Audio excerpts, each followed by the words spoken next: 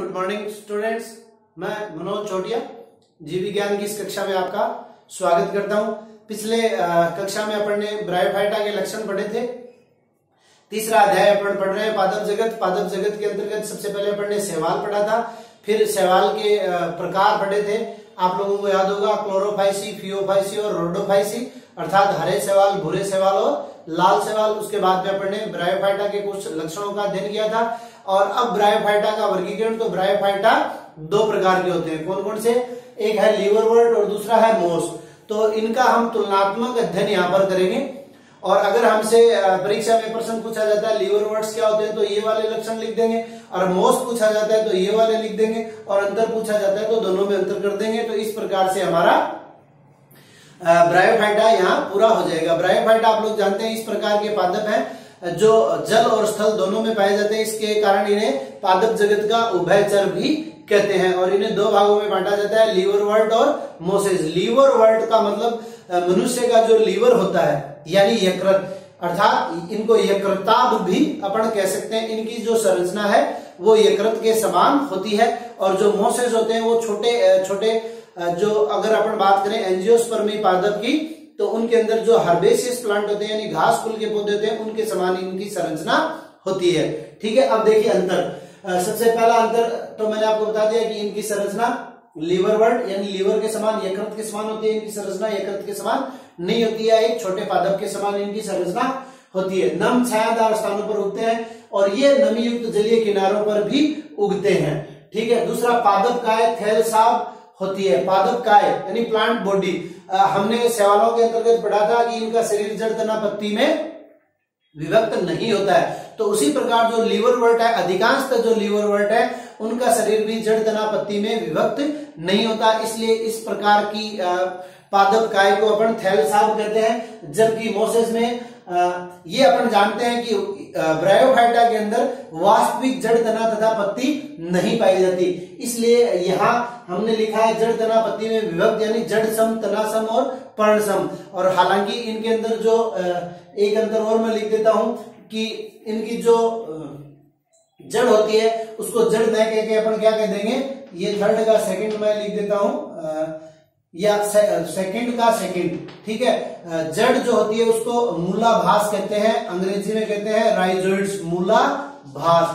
तो यहाँ मूलाभास जो है एक कोशिकीय होती है, और मोसेस के अंदर जो है मूलाभास वो क्या हो जाएगी, अपनी बहुकोशिकीय प्रकार की, मल्टी सेलुलर। जिस प्रकार हम आवृत बीजी पादपों की बात करते हैं, आवृत बीजी पादपों के अंदर जो मूल रोम पाई जाती है, ठीक है, मूल रोम एक कोशिकीय, और तने के ऊपर जो रोम पाए जाते हैं वो क्या होते हैं, बहुकोशिकीय। ठीक है, तो उसी प्रकार इनकी जो राइजोइड्स है या जो मूलाभास है, यानी जो हमें मूल का आभास होता है, जो वास्तविक मूल नहीं होती, इनमें एक कोशिकीय, इनमें बहुकोशिकीय, और इनमें भूरे रंग की भी हो जाती है, इनमें सफेद रंग की। एक अंतर ये भी कर सकते हैं। उसके बाद में थैलस पृष्ठाधार और आधार स्तर से चिपके रहते हैं, और इनमें अपन जानते हैं कि थैलस पाया नहीं जाता। इनमें दो प्रकार की अवस्था पाई जाती है। पहली अवस्था इनकी क्या है, तंतु की, और दूसरी अवस्था पत्ती की तरह जो पार्श्वीय कली के रूप में उत्पन्न होती है। उसके बाद में पत्तीदार संरचना, अगर इनकी पत्तीदार संरचना है तो अपन जानते हैं, जैसे मान लीजिए ये पीपल की पत्ती है, तो इसके अंदर ये जो संरचना है इसको अपन क्या कहते हैं, मध्य सिरा। तो पत्तीदार संरचना में मध्य सिरा अनुपस्थित होती है, जबकि मोसेस के अंदर जो पत्तीदार संरचना होती है उसके अंदर मध्य सिरा उपस्थित होती है। सबसे इंपॉर्टेंट कैरेक्टर लीवरवर्ट का, इनमें अलैंगिक जनन जो है या कायिक जनन जो है वो गेमा कप या जेमा कप के द्वारा होता है, जबकि मोसेस में अलैंगिक जनन प्रथम तंतु के विखंडन व मुकुलन से होता है। प्रथम तंतु प्रोटोनीमा। ठीक है, कैप्सूल साधारण प्रकार का और कैप्सूल जटिल प्रकार का। कैप्सूल क्या है, तो अपन जानते हैं कि ब्रायोफाइटा के अंतर्गत क्या होता है, दोनों प्रकार की अवस्था, युग्मकोद्भिद अवस्था और बीजाणुद्भिद अवस्था जो है वो पाई जाती है। ठीक है, और इनकी जो बीजाणुद्भिद अवस्था है स्पोरोफाइटिक, उसको अपन तीन भागों में विभाजित करते हैं, फुट, सीटा और कैप्सूल। ठीक है, ये इस प्रकार की संरचना, एक प्रकार से अपन यूं कह सकते हैं बीजाणुधानी के समान संरचना है। और ये संरचना जो है आपको मैंने पहले बताया था ब्रायोफाइटा के लक्षण में, कि इनकी जो स्पोरोफाइट है या बीजाणुद्भिद जो है वो युग्मकोद्भिद के अंदर धंसी हुई होती है। कोलुमेला नामक संरचना के द्वारा ये धंसी हुई रहती है, जो कि एक जटिल संरचना है। ठीक है, तो ये वाला जो भाग है इसमें ये कैप्सूल है, ये फुट है और ये सीटा है।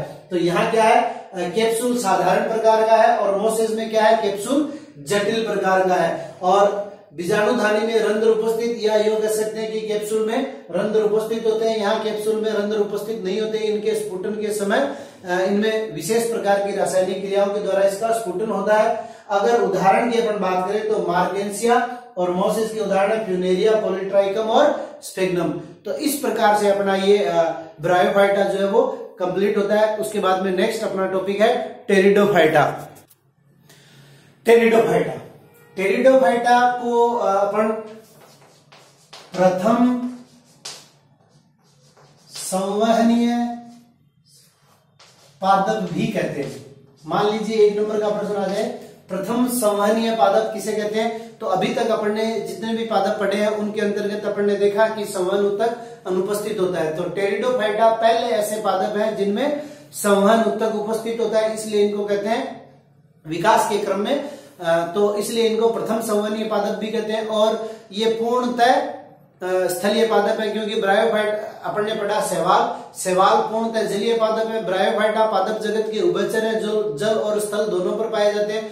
तो टेरिडोफाइटा प्रथम संवहनीय पादप और प्रथम स्थलीय पादप भी इनको अपन कह सकते हैं, ठीक है। और इनके अंतर्गत अपन जानते हैं कि पुष्प नहीं पाए जाते, तो ये क्रिप्टोगेमस की अंतिम कड़ी है, अर्थात ये ब्रायोफाइटा और जिम्नोस्पर्म के बीच में योजक कड़ी है। ब्रायोफाइटा में हमने पढ़ा कि इनके अंतर्गत जड़, तना और पत्ती नहीं पाई जाती। टेरिडोफाइटा के अंदर जड़, तना, पत्ती पाई जाती है। और ये विभिन्न प्रकार के आवासों में भी पाए जाते हैं। तो वो उदाहरण मैंने कुछ लिखे हैं, जैसे मरुद्भिद आवास में पाया जाने वाला टेरिडोफाइटा कौन सा है? सिलेजिनेला। जलीय आवास में, तो ये 1-1 नंबर के प्रश्न पूछे जा सकते हैं। जलीय आवास में पाया जाने वाला टेरिडोफाइटा साल्विनिया, एजोला और मार्सिलिया है। इसी प्रकार एडियंटम एक इस प्रकार का, ये 1 नंबर का अलग प्रश्न बनता है कि वॉकिंग फर्न किसे कहते हैं? एडियंटम इस प्रकार का पादप है, ठीक है। और इस पादप की जो शाखाएं हैं वो जमीन के समानांतर होकर और पत्ती जैसे ही जमीन के टच होती है तो ये एक नए पादप का निर्माण कर लेती है, और फिर इसकी पत्ती जब जमीन के टच होती है एक नए पादप का निर्माण कर लेती है। किसमें? एडियंटम में। इसलिए एडियंटम को क्या कहते हैं? वॉकिंग फर्न्स कहते हैं। उसके बाद में अगर अपन बात करें तो जो ब्रायोफाइटा की अपन ने बात की थी कि जड़, तना और पत्ती नहीं पाई जाती है। टेरिडोफाइटा के अंदर जड़, तना, पत्ती, वास्तविक जड़, तना, पत्ती अपन कह सकते हैं पाई जाती है, लेकिन पुष्प का अभाव होता है, भ्रूण का निर्माण नहीं होता। हालांकि ये टेरिडोफाइटा है जो हमें बीजी प्रवृत्ति की ओर ले जाने के लिए आगे सक्षम होते हैं, क्योंकि इनमें 2 प्रकार की पर्ण पादपों के अंतर्गत पाई जाती है। कुछ पादपों में लघु पर्ण जैसे सिलेजिलेना और कुछ पादपों में गुरु पर्ण जैसे फर्न के अंदर। तो इस प्रकार की स्थिति इनके अंतर्गत पाई जाती है।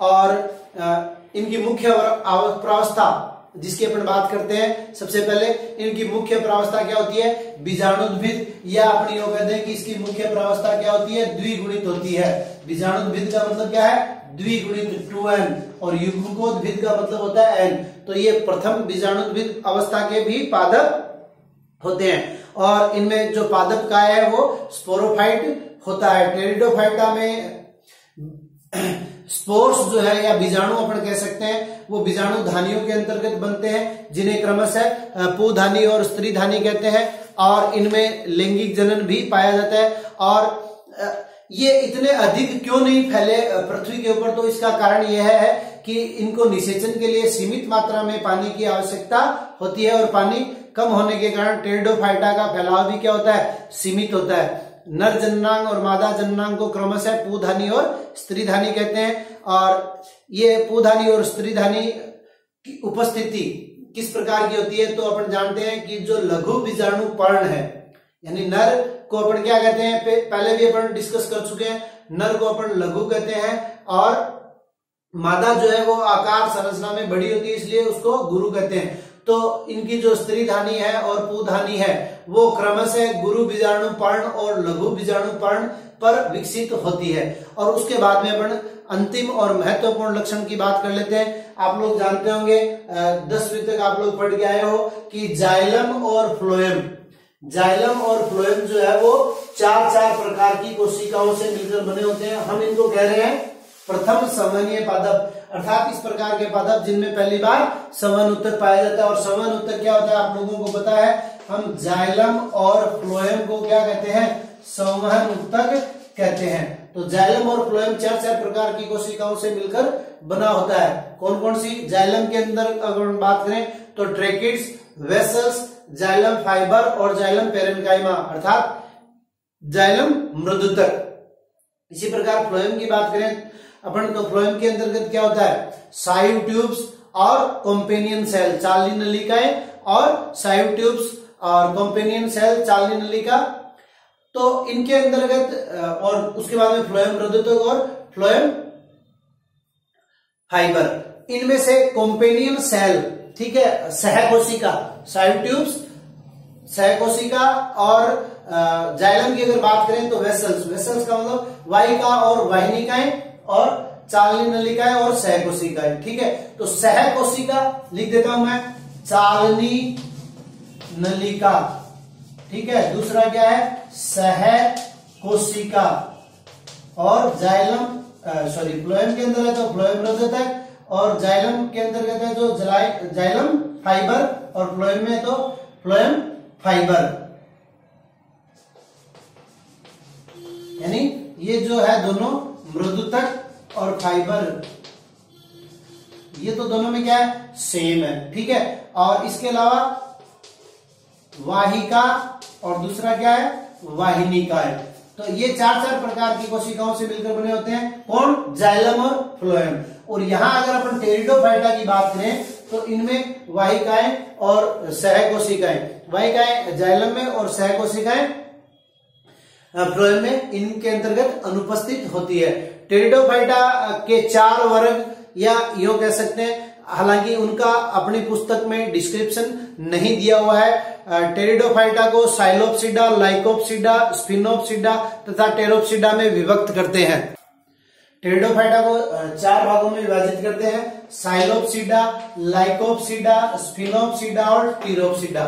साइलोप्सिडा का उदाहरण साइलोटम है, लाइकोप्सिडा का उदाहरण सिलेजिनेला और लाइकोपोडियम है, स्पिनोप्सिडा का उदाहरण इक्विजिटम है और टेरोप्सिडा का उदाहरण टेरिस और एडिएंटम है। और एडिएंटम को मैंने आपको पूर्व में बताया, एडिएंटम को हम क्या कहते हैं, वॉकिंग फर्न भी कहते हैं। तो और इनका डिस्क्रिप्शन जो है अलग अलग वर्गों का अपनी पुस्तक में नहीं दिया हुआ है। तो आपको इतना याद रखना है कि टेरिडोफाइटा को 4 भागों में विभक्त करते हैं, साइलोप्सिडा, लाइकोप्सिडा, स्पिनोप्सिडा और टेरोप्सिडा।